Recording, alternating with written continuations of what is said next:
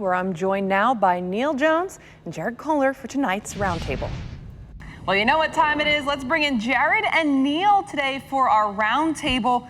Guys, let's start out with the NFL. Somehow always making some headlines despite not having very many sports going on right now. But Chiefs making a big number of moves in free agency the past week, bringing back Breland, also adding DeAndre Washington and Ricky Seals-Jones. Now, it's not Chris Jones news, but still very important pieces. So what's the current state of the Chiefs in free agency in all your opinion? Jared, we're going to start with you.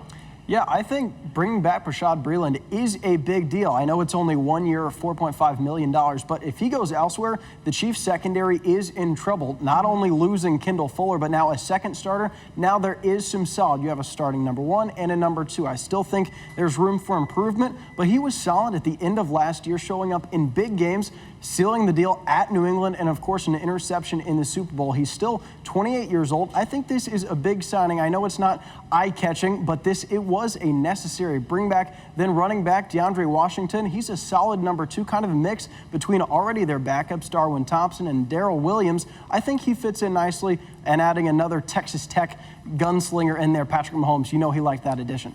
Neal, you and I talked earlier this week, and I said how absolutely incredible it is that they've managed to keep 20 of 22 starters from the Super Bowl. That is insane, but what are you thinking about this entire shakeup so far? Look, I know it's not Chris Jones. You brought it up. I mean, it'd be great if they had a way to do a deal with Chris Jones, but they don't have the cap space. I think they're done in free agency. When they made the decision to hold on to Sammy Watkins, that really limited what they can do. Also, they're very limited because what they have to do in the future, whether it's at the end of this year or going into next year, they've got to get their quarterback signed. So the reality is they got 9 kids. They want to get great Christmas gifts for all of them, but they can't afford any more. Their budget is busted.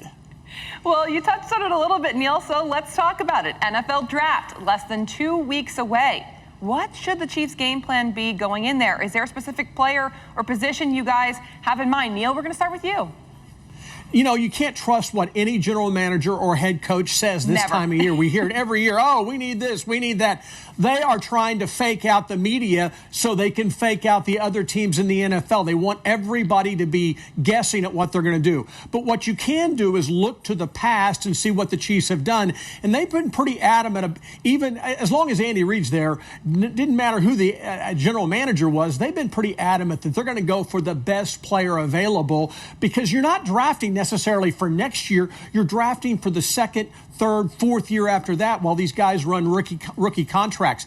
They are desperate to do a good job in the draft. They only got 5 picks. They need to click on 4 of those if they're going to be a dynasty. We all want them to be a dynasty. They got the quarterback to be a dynasty, but they need these young players to be able to come through, if not next year, in the years after that. Well, Neal, you actually brought up the fact that there was a rumor going around that they could be very well trading Chris Jones for some draft picks. Do you think there's any truth to that?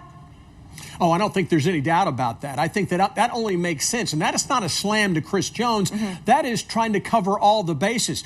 If somebody is sitting there and they feel they are a pass rusher or an interior defensive lineman away from winning the Super Bowl, they might be willing to give up a second this year, a second next year, a first-round draft pick next year. Something like that, a deal that's too good for the Chiefs to pass up. And Brett Veach and Andy Reid have proven if you give them draft picks, they can find guys who can play. Jared, let's turn to you.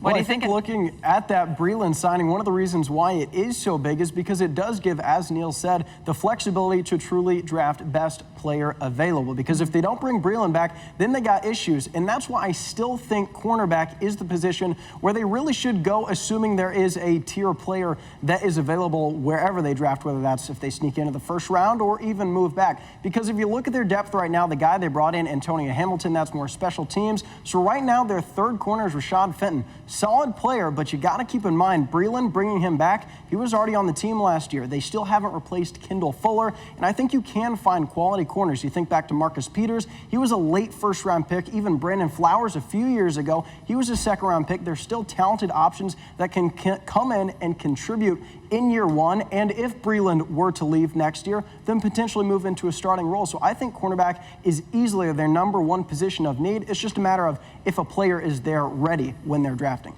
Yeah, guys, I have to agree with both of you. I definitely think best player available, but I was at the Combine, it seems like forever ago, but really it was just a couple weeks ago. Hard to believe.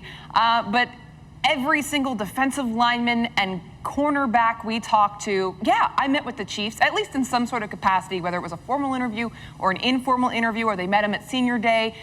So they're definitely digging around in those two positions, and I would not be surprised if that's the route they go as well. But, you know, Brett Veach, extremely unpredictable during these things, so we're going to have to wait and see here.